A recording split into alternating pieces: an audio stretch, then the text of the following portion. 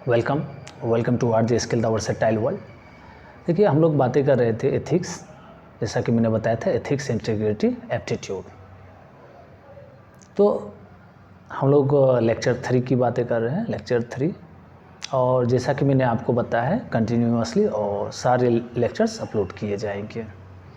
और इसको मैं बोर्ड पे इसलिए नहीं लिख पा रहा हूँ क्योंकि मेरे पास थोड़ी टाइम की कमी होती है। और क्लास टाइमिंग कम्प्लीटली होते हैं, मेरे क्लास होते हैं, एंड आफ्टर क्लास लेने के बाद जब मैं रूम पे आता हूँ तो जो ये मेरा बताना है, एक्सप्लेन करना है, वो सब मुझे मज़ा आता है। जैसे कि मैंने बताया है ना कि मुझे पढ़ाने के अलावा पढ़ाना जो है ना मुझे बहुत अच्छा लगता है, समझाना अच्छा लगता है। कोशिश करता हूँ कि आप लोग समझें। बाकी मैं कोशिश कर ही रहा हूँ, यूपीएससी के जितने भी हैं लेक्चर्स वो सारे के सारे अपलोड करें। और जहाँ पे मुझे ज़रूरत होगी, रिक्वायरमेंट होगी कि बोर्ड पे लिखना है, तो वहाँ पे वैसा भी करूँगा।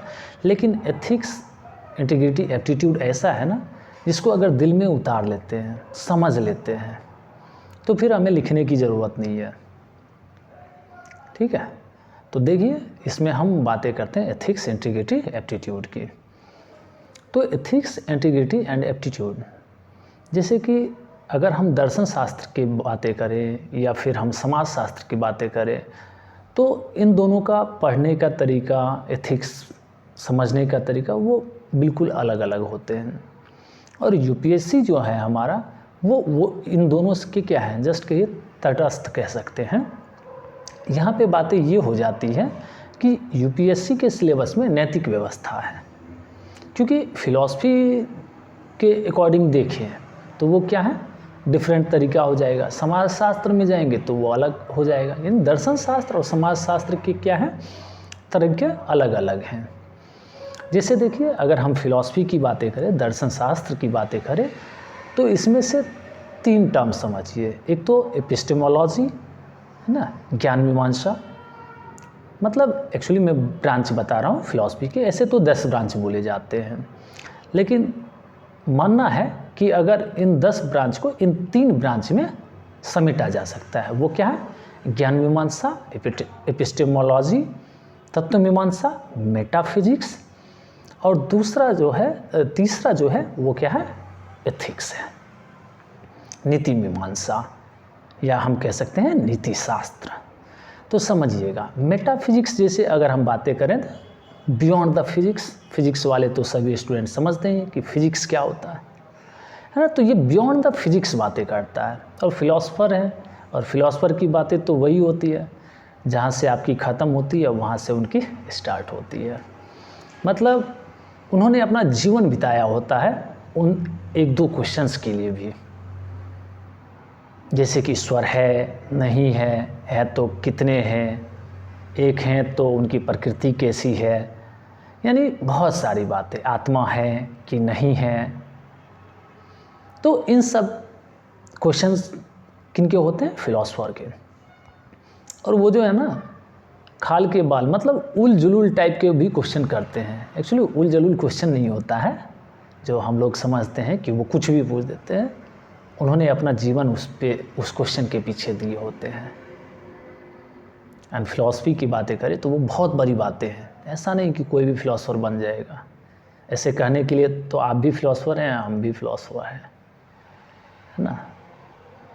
किसी आइडियोलॉजी को आप भी मानते हैं, हम भी मानते हैं, नहीं मानते हैं तो भी, है ना।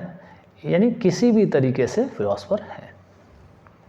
तो समझिएगा, तो अगर हम ज्ञान मीमांसा, तत्व मीमांसा और नीति शास्त्र की बातें करें, तो सबसे पहले हम तत्व मीमांसा की बातें करते हैं, जो कि है इंग्लिश में मेटाफिजिक्स बोलते हैं, बियॉन्ड द फिजिक्स। तो यही बातें, ईश्वर है कि नहीं है, जगत है कि नहीं है, आत्मा है कि नहीं है, ऐसे ऐसे सवाल सुन के होंगे मेटाफिजिक्स वाले।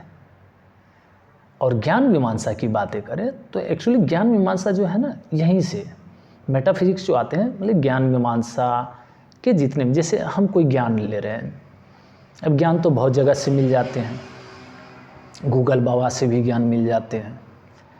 तो ज्ञान जो मिल रहा है ना, वो वास्तविक में या कहिए तो प्रामाणिक है या नहीं है, हम किस तरह का ज्ञान ले रहे हैं, सही ज्ञान ले रहे हैं या गलत ज्ञान ले रहे हैं, इस पे भी तो निर्भर करता है। तो हम किस तरह से, वो सही है, एकदम सीक्वेंस में है, मेथड उसकी अच्छी है, प्रामाणिक है ना। तो इन चीज़ों को क्या बोलते हैं, ज्ञान मीमांसा बोलते हैं।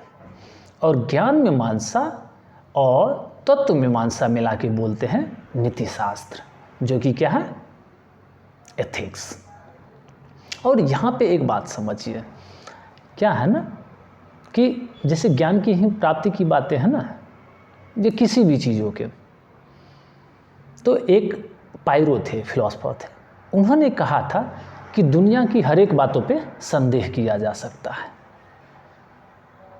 मतलब अगर मान लीजिए दुनिया की हर एक बातों पे संदेह किया जा सकता है, मतलब ईश्वर है कि नहीं है, ईश्वर को आप मानते हैं कि नहीं मानते हैं, ईश्वर को आप जानते हैं कि नहीं जानते हैं। यहाँ पे मानना और जानना में भी बहुत बड़ी बातें हो जाती है, डिबेट स्टार्ट हो जाएगा। और वो जो कहते हैं ना खाल के बाल निकाल देना, तो ऐसी वाली बातें हो जाएगी। जैसे आपका नाम मान लीजिए एक्स है ना, एक्स, ऐसा नहीं कि एक्स गर्लफ्रेंड की बातें कर रहे हैं, है ना, और एक्स गर्लफ्रेंड भी है तो कोई बात नहीं, ठीक है। मान लीजिए आपका नाम एक्स है। अब एक्स है तो पायरो के अकॉर्डिंग क्या कहना पड़ेगा, शायद आपका नाम एक्स है ना, मेरा नाम राहुल है, तो मेरा नाम राहुल है तो शायद मेरा नाम राहुल है ना। तो ये क्या हो जाते, किसी भी बात पे संदेह किया जा सकता है। अब जैसा कि मैंने आपको बताया नैतिक व्यवस्था है ना, इन दोनों को मिला के है ना, नैतिक व्यवस्था समझिएगा, एक चीज़ें हैं समाजीकरण। और समाजीकरण की बातें करें यानी सोसाइटी, जैसे कि मैंने कई बार बोला है सोसाइटी, अगर आप सोसाइटी के अकॉर्डिंग कोई भी चीज़ करते हैं तो आप सही माने जाते हैं, है ना। इस पे भी बहुत डिटेल में भी बातें करेंगे, लेकिन सबसे पहले इन बातों को समझिए। सोसाइटी के अकॉर्डिंग कोई भी काम करते हैं तो सभ्य माने जाते हैं, है ना। तो देखिए होता क्या है, जैसे मैंने भी बहुत देखा है, समाज में रहा है, हर एक समाज, चाहे ब्राह्मण समाज हो, दलित समाज हो, है ना, बहुत सारे समाज, तो सभी समाजों के बीच में रहा हूँ, घूमा हूँ, जाता हूँ, तो सबके सब अपने तरीके होते हैं, तो उनके अकॉर्डिंग चल रहे हैं तो आप क्या हैं, अच्छे हैं।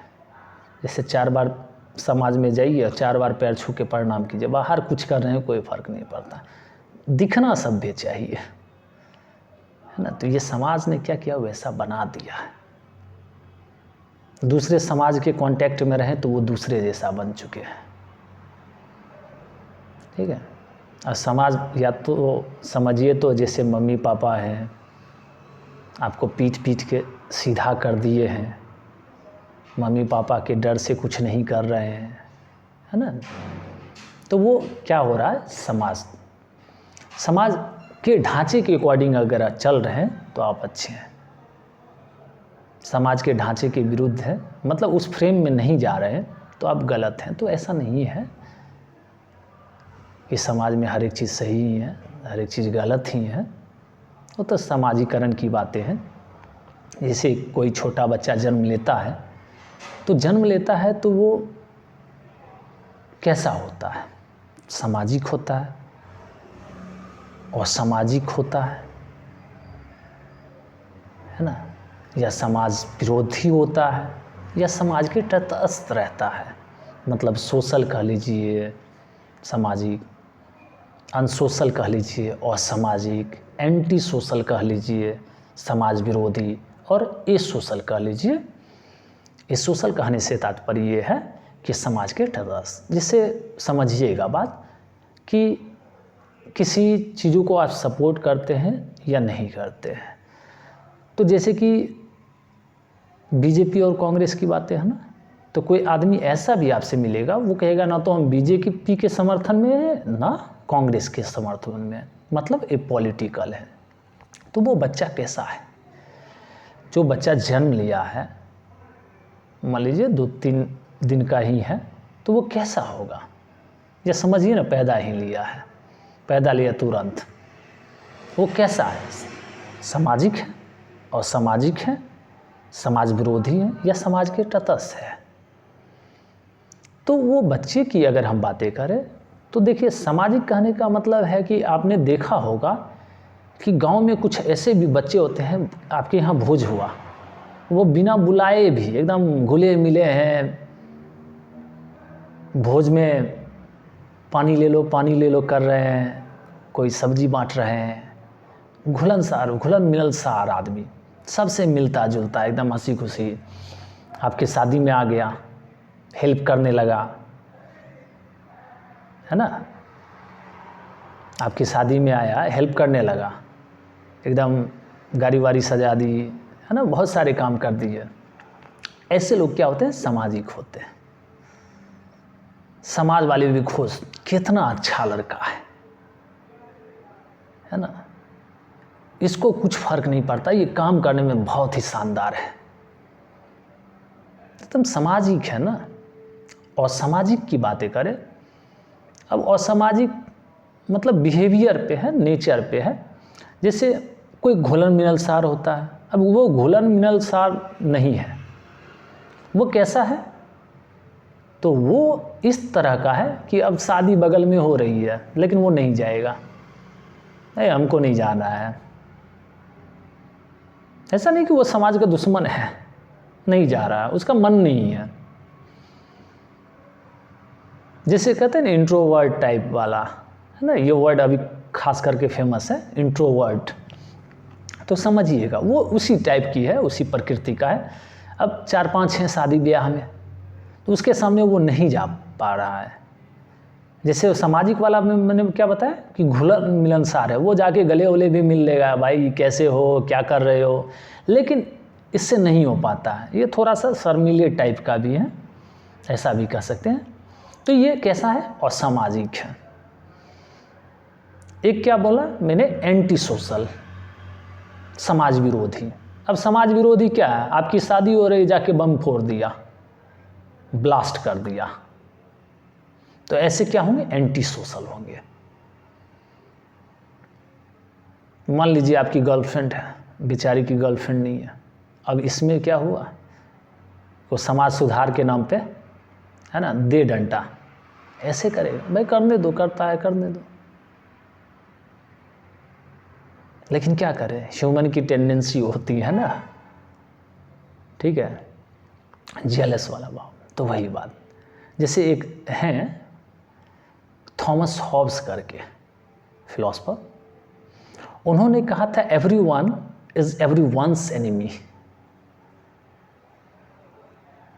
ठीक है, बस वही वाली बातें हैं कि दोनों एक साथ हैं, बेचारा आपसे हो गया, है ना, तो एवरीवन इज एवरीवन्स एनिमी। ये पहले की बातें थी जब समाज नहीं था।